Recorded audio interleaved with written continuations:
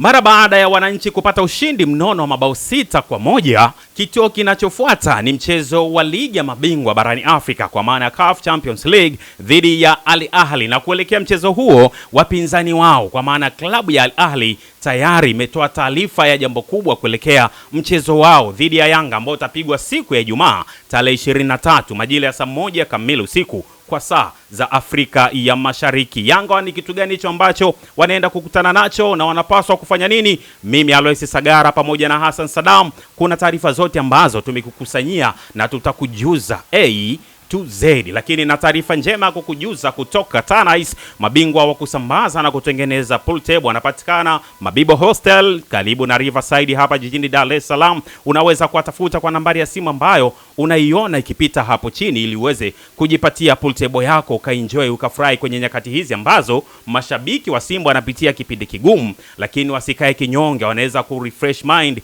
wakitumia pool table kutoka Tanais. Lakini pia kwa wananchi sio vibaya wakatafuta pool table za Tanais wakaweza kuongeza zaidi furaha yao kupitia pool table hizo, kwa sababu nyakati ngumu Hasani siku zote huwa hazidumu, na hiki kipindi kitapita pia. Kwa kwenye kipindi kama hiki kwa wanamsimbazi ni vizuri akajipatia pool table kutoka Tanais. Uliposema umeanza vizuri ukasema next step, next kituo kinachofuata. Yes. Sasa uliposema kituo chafuata kanikumbusha usafiri maarufu hapa Dar es Salaam wa mwendokasi. Kwa hiyo ule ukiwa unatoka kituo kimoja hadi kingine unasikia kituo kinachofuata ni Mabibo. Sasa kwa kituo kinachofuata kwa Yanga ni Al Ahly Nation ndio yuko mbele yake. Yes. Katika mechi ya 3 ya makundi barani Afrika. Yes, nimekujuza hapo awali ya kwamba kuna jambo kubwa ambalo Al Ahly Nation wamelifanya kuelekea kwenye mchezo wao dhidi ya Yanga ambao utapigwa siku ya Ijumaa. Sasa ni wakati wa kuwataarifu watazamaji wa Data Sports. Je, ni jambo gani hilo ambalo Al Ahly Nation wamelifanya kuelekea kwenye mchezo wao dhidi ya Yanga? Taarifa iko hivi. Al Ahly Nation tumezoea wakiutumia uwanja wa Cairo International Stadium kwenye michezo yake ya ligi, lakini pia michezo ya kombe la ngazi za virabu barani Afrika, iwe klabu bingwa au hata shirikisho au hata kwenye michezo ya mashindano mengine wamekuwa wakitumia uwanja wa Cairo International Stadium. Lakini kwenye michezo yake miwili ambayo amecheza mpaka hivi sasa ya ligi ya mabingwa, mchezo wa nyumbani alicheza dhidi ya JS Kabylie, ulichezwa kwenye dimba la Borg El Arab International Stadium. Hilo dimba bwana linapatikana Alexandria, sio Cairo tena, linapatikana Alexandria. Sasa kuelekea mchezo wa Yanga wamesema kwamba watasalia pale pale Borg El Arab Stadium, uwanja ambao umekuwa unamilikiwa na jeshi, ulijengwa na jeshi la Misri, lakini pia ni uwanja ambao una ulinzi wa kutosha, na ndiyo sababu ya uwanja huo kuweza kutumika kwenye michezo ambayo huwa inaonekana kuwa ni michezo inayohitaji usalama mkubwa, lakini pia inaonekana kuwa ni michezo ambayo itakutanisha mashabiki wengi.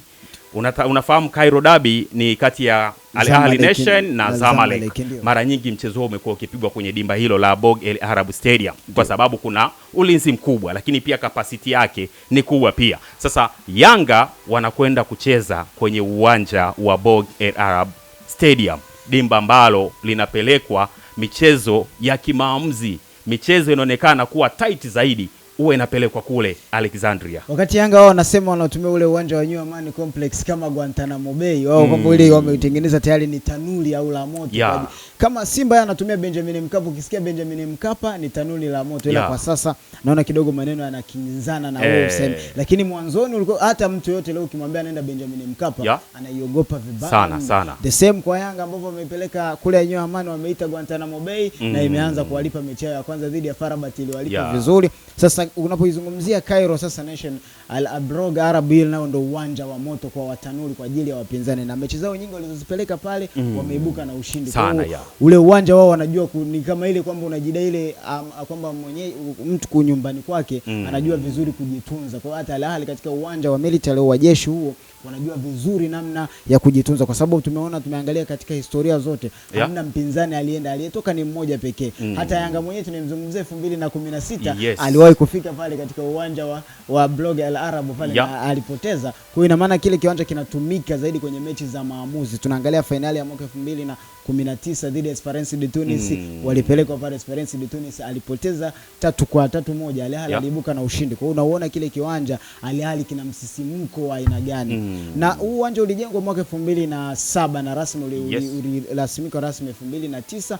Maalumu aliuandaa kwa ajili ya maandalizi ya kombe la mataifa ambalo lilifanyika mwaka 2010 pale nchini Misri. Kwa maana ya AFCON. Yes, kwa ina maana ile project wakati viwanja vile vinajengwa mahususi vilikuwa vinajengwa kwa ajili ya michuano hiyo, kama kwa sasa ambapo Tanzania sisi tuko busy tunajenga viwanja kwa ajili ya maandalizi ya AFCON mwaka 2027. Kwa the same hata kiwanja hichi cha Al Brog Al Arab cha nchini Misri ambacho kipo katika mji wa Alexandria kiko pale pale. Sasa tulitaka tuzungumze umbali hapo. Kuna umbali mwingine wa Yanga ambao watakutana nao wa safari kutoka Cairo ambako watafikia katika uwanja wa ndege, watoke Cairo waende Alexandria ambako ndipo kuna uwanja utakapotumika, bado wafike kwenye endapo. Sasa pale tulikuwa tunazungumzia swala, kuna njia tatu za kutumika. Kuna usafiri, either watumie ndege au watumie treni ambayo iko pale au basi. Kwa hiyo na njia tatu pekee zitakazoweza kutumika. Sasa hatujajua Yanga wao watatumia njia gani, lakini njia sahihi na salama zaidi ni njia ya ndege, kwa sababu njia ya ndege itawapunguzia muda, na bado unatoka kwenye kiwanja kidogo kilichopo Alexandria mjini mpaka uwanjani bado kuna takriban dakika 30 mpaka dakika 45. Kwa hiyo unaona bado kuna umbali mwingine, bado wataendelea kufanyaje kukava. Kwa maana ule uchovu na nini, endapo wakitumia ndege inaweza kaisaidia klabu ya Yanga kuepukana na hii ghasia. Sasa unapoelekea kwenye huo uwanja ndio unaenda kukutana sasa zama lingine la mafuriko ambalo tumelozoea ulipokuja hususan Waarabu, namna ya ushangiliaji wao. Tumeshazungumzia uwanja unaweza kubeba watu takriban 86 na kuendelea. Kwa ina maana ni idadi kubwa ya mashabiki. Endapo na Al Ahly mechi anahitaji. Kwa nini anahitaji? Kumbuka Yanga na Al Ahly wanalingana alama. Wote wana alama 4 katika kundi B, ambalo hili kundi limeitwa kundi la kifo. Tukumbushe tu mwanzo.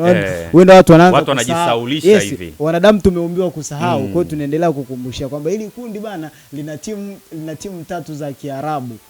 Na Yanga pekee. Kabiri, Farabat pamoja na Al Ahly Nation. Unaowazungumza wote hawa ni Giants Africa. Tuliwahi kuwazungumza wote mwanzoni kwamba hao wote ni mabingwa wa CAF Champions League kwa nyakati tofauti. Ukiachana Yanga ambaye bado hajawahi, lakini anaocheza nao wote ni mabingwa wa kombe la mataifa la klabu bingwa barani Afrika. Labda shida ni kwa wakati tofauti. Kwa hii mechi nyingine ambayo Yanga wanahitaji ili waweze kupata alama 3 nyingine au alama 1, alama yote, lakini matokeo zaidi ni sasa hivi watakayotamani Yanga. Hata leo ukimuuliza natamani kupoteza, atakwambia anahitaji alama 1, ikinipendeza zaidi nikipata ushindi zaidi ni bora zaidi, lakini nisifanyeje, nisifunge. Umegusia kwamba si mara ya kwanza Yanga kwenda kucheza na Al Ahly Nation kwenye uwanja wa Borg El Arab International Stadium mwaka 2016. Nakumbuka Yanga ikiwa chini ya kocha Hans van Prim walikwenda kucheza na Al Ahly kwenye uwanja huu ambao siku ya Ijumaa watautumia dhidi ya Al Ahly, na Al Ahly Yanga aliweza kupasuka mabao 2-1. Bao la Yanga alifunga mshambuliaji mmoja anaitwa Donald Ngoma. Basi na shaka unamkumbuka vizuri. Siku hiyo bana Hans van Prim aliingia na mfumo wa 4-5-1, viungo 5. Hapo unamzungumzia Deus Kaseke, Haruna Niyonzima, unamzungumzia Simon Msuva. Yani alihakikisha eneo la katikati ili kuwanyima umiliki wa Arabu, kama unavyofahamu akiwa nyumbani kwao jinsi wanavyokuwa wanacheza. Hapo nilikuwa najaribu kuwakumbusha tu, maana uligusia kidogo nikawapa details kidogo ilikuwaje Yanga akaweza kupasuka mbele ya Al Ahly mwaka 2016 akicheza kwenye dimba la Borg El Arab Stadium. Sasa kuelekea mchezo huu Hassan Saddam, tunaitazama Yanga ambayo imeboresha kikosi chake, kwa sababu tumeshuhudia sajili 5 ambazo zimefanyika. Tumemshuhudia golikipa Hussein Masalanga, tumemshuhudia Mwanengo, tumemshuhudia Alan Okelo, tumemshuhudia Depu pamoja na Damaru Kamara. Hizo ni sajili 5 ambazo zimefanyika kwa ajili ya kuboresha kikosi chao, na wachezaji hao wote wanaruhusiwa kuitumikia Yanga kuelekea kwenye mchezo dhidi ya Al Ahly ambayo iko chini ya kocha Jess Thorap.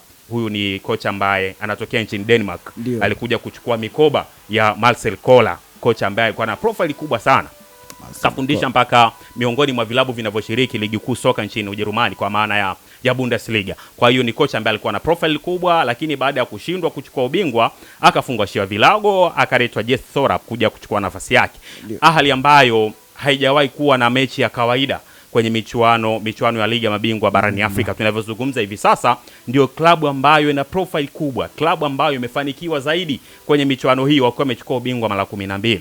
Unaona ni klabu ambayo ni tishio zaidi kuelekea huo mchezo. Tumegusia kwanza, lengo ni kiwanja ambacho Yanga anakwenda kucheza dhidi ya Al Ahly. Uwanja wa Borg El Arab Stadium una majukwaa 4. Kuna jukwaa moja linaitwa Western Stand. Hili ni jukwaa ambalo wanakaa viongozi, yani kama tuseme ni jukwaa la VIP. Yes, ni jukwaa ambalo linachukua watu takriban 10,000 mpaka 12,000. Sio idadi kubwa sana kwa sababu ni maalum kwa ajili ya watu maalum pia. Hata idadi yake unaona inakuwa ndogo. Kuna jukwaa linafuata linaitwa Eastern Wing au Eastern Stand. Hili jukwaa sasa ndio ambalo linachukua idadi kubwa zaidi ya mashabiki kwenye dimba la Borg El Arab Stadium. Ni jukwaa ambalo linachukua watazamaji 30,000 mpaka 32,000. Unatazama idadi hiyo. Hilo jukwaa sasa ndio shughuli zote za fujo zinafanywa pale, kwa sababu ni jukwaa ambalo mashabiki wa timu mwenyeji wanalitumia. Jukwaa linalofuata ni Northern Stand, kwa maana kaskazini. Pale ndio hawa wageni sasa, mashabiki wa timu wageni ambao wamekwenda pale wanakwenda kukaa kwenye jukwaa lile. Lakini pia kuna Southern. Haya hayana mambo mengi kwa sababu wageni ndio wamekuwa wakiapewa majukwaa hayo. Yes, sasa tukirejea kwenye capacity, kwa maana uwezo wa uwanja kuchukua mashabiki 86,000, japo kwenye uwanja wa Borg El Arab Stadium pale Alexandria, kwa nature yake ule mji sio watu hawana nature ya kwenda viwanjani mara kwa mara au tamaduni ya kwenda viwanjani. Kwa licha ya kwamba uwanja ni mkubwa, lakini kujaa ni nadra sana, kwa sababu wakaaji wa Alexandria sio waendaji wa viwanjani. Sasa Yanga anaweza kukutana na ahueni hiyo, japo ninaamini ya kwamba mashabiki kindakindaki wa Al Ahly Nation wako radhi kufunga safari kutoka Cairo kwenda Alexandria kuifuata mechi ngumu. Unajua Ahly pia anamhofia Yanga. Anasema nikilegea kidogo Yanga atanivuka, kwa sababu mimi na yeye tunalingana alama, na nauona mchezo ule unaofuata wa ugenini Yanga dhidi ya Ahly ndo anaona mchezo ambao anaweza akapata alama zote 3, akishindwa sana alama 1, kwa sababu mchezo unaofuata Yanga anageuka naye kuja kucheza na Ahly pale visiwani Zanzibar. Kwa hiyo target kubwa ya Ahly anaona anaweza kumpiga gap Yanga kwenye mchezo wake siku ya Ijumaa. Ukiangalia hiyo ndio mechi, mimi naweza nikasema hiyo ndio mechi kwenye kundi B, ndio inawezekana mechi ya kidogo, inawezekana imebeba hisia kubwa kuliko mechi zote, kwa sababu wale wote wana alama 4. Endapo Yanga atashinda atakuwa na alama 7, au Al Ahly akishinda atakuwa na alama 7.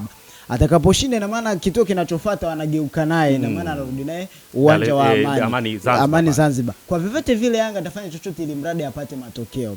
Akishapata matokeo Yanga hapo, akipata alama 3, Yanga anakuwa na alama 10. Maana Yanga anakuwa amefuzu kuelekea hatua moja kwa moja hiyo. Al Ahly naye akishinda na akageuka huko akawa na alama zake, walau akawa na alama 7. Akirudi huko akapata sare tu moja pekee, Al Ahly naye amefuzu kuelekea hatua inayofuata. Sio, unajaribu kunielewa? Kwa hiyo tunavyozungumza mchezo wa leo ni mchezo wa siku ya Ijumaa. Yanga atakapokutana na Al Ahly ni mechi ya maamuzi, na ndio maana kwa intensity yake ilivyokuwa, ndio maana ameamua kupeleka Borg El Arab. Naamini mashabiki wa Al Ahly Nation wanajua mechi, ugumu wa mechi, na ndio maana ukiangalia karibu mechi zote alizocheza hizi katika ule uwanja ule uwanja umejaa. Haijalishi wakazi wa eneo lile hamna mashabiki, lakini kwa sababu anayecheza ni Al Ahly Nation, watu wako radhi kusafiri kuifuata timu kule ili mradi wakafanyaje, wakampe support. The same kwa mechi ya Yanga, watu wanajua ina uzito wake. Siamini kama ule uwanja utakosa mashabiki. Tukiachana na scenario ambayo imewakuta Farabat, itakuwa ngumu kusema kwamba Yanga watakutana na Ahueni ambao watakayokutana naye katika mechi ya Farabat bila mashabiki. Ni nadra sana, kule lazima wakutane na mashabiki wa Al Ahly kutosha, na vimekuwa na vitendo vinaonekana, wana zile taa zenye mwanga mkali, kama unaona wanawapigisha magoli kipa wakati labda matukio yanatokea. Unaona ushangiliaji wa Al Ahly unavyokuwa.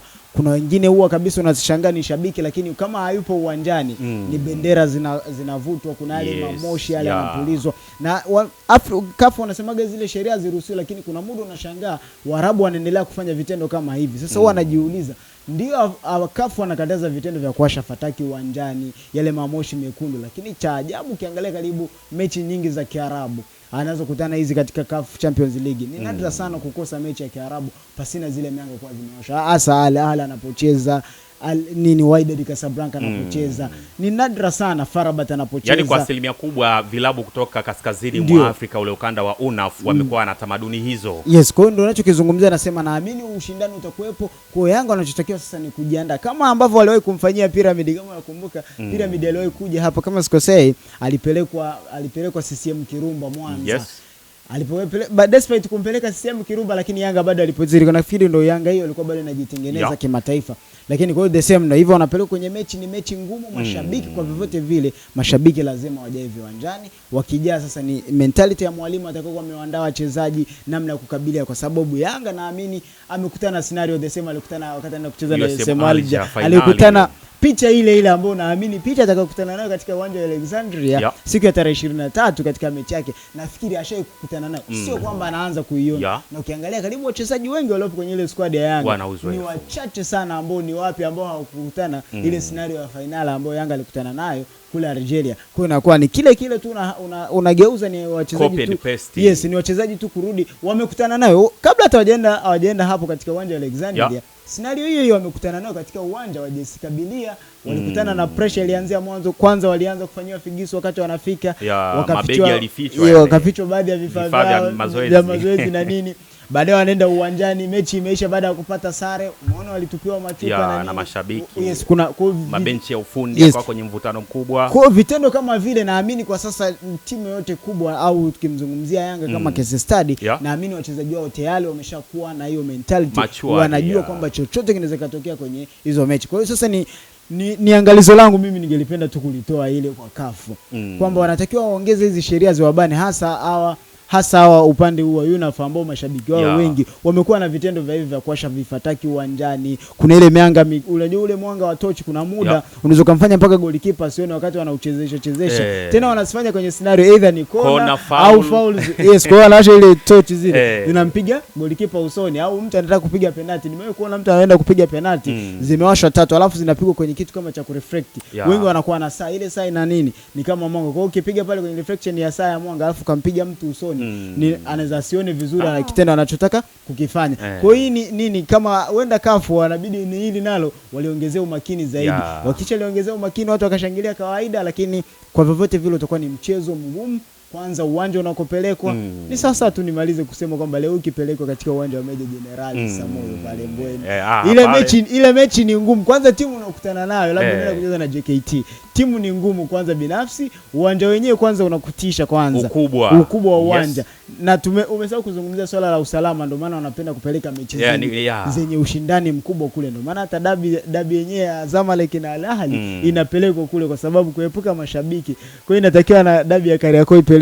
Umezungumza kuhusu ukubwa wa eneo la kuchezea kwa maana ya pitch. Kwanza ule uwanja wa Bog El Halabu Stadium hauna running track kwa maana eneo la kukimbilia kama ilivyokuwa kwa Benjamin Mkapa. Hivyo mashabiki wanakuwa karibu zaidi na pitch kwa maana eneo la kuchezea. Zile kelele ambazo zinakuwa zinapigwa, zile fujo zote zinakuwa zinamfikia mchezaji kiwanjani moja kwa moja, kwa sababu hakuna distance kubwa kutoka kiwanjani na kwenye eneo ambalo wamekaa mashabiki. Lakini sasa kuna mtu atasema mnasema uwanja mgumu huo, Ahli mbona hivi na hivi. Sasa niwape tu baadhi ya mechi ambazo Al Ahly alicheza pale akaweza kuibuka na ushindi. Alicheza dhidi ya Esperance de Tunis akashinda 3-1. Alicheza dhidi ya Wydad Casablanca, Ahli akashinda 2-1. Alicheza dhidi ya TP Mazembe akashinda 2-0. Alishaye kucheza pale dabi yao ya Cairo dabi ilipelekwa Alexandria, Al Ahly dhidi ya Zamalek, wakaweza kuibuka na ushindi wa mabao 3-2. Aliwahi kucheza na Al Masry pale, Ahli akampiga Al Masry mabao 2-1. Kwa hizo ni mechi ambazo zilikuwa ngumu, lakini Ahli mwisho wa siku alipata matokeo. Bana, unaweza kutuwekea kwenye comment hapo, wewe unatazamiaje swala hili ambalo Yanga anaenda kukutana nalo kwa mara nyingine tena mara baada ya mwaka 2016. Anarudi tena mwaka 2026 kucheza na Al Ahly kwenye uwanja ule ule. 2016 Yanga walifungwa mabao 2-1 chini ya kocha Hans van Pruim. Je, wakati huu akiwa na Pedro Gonçalves watafanyaje baada ya miaka 10 kupita? Mimi na wewe ni swala la muda kusubiri na kuona kipi ambacho kitatokea siku ya Ijumaa majira ya saa 3 usiku. Tutakuwa na matokeo tayari hapa. Nilikuwa na mwenzangu Hassan Sadam, langu jina ni Aloyes Sagara, nyuma kamera ni Pako. Anasema Yanga bado wataendelea kuzitesa zaidi hizi timu kutoka Afrika Kaskazini.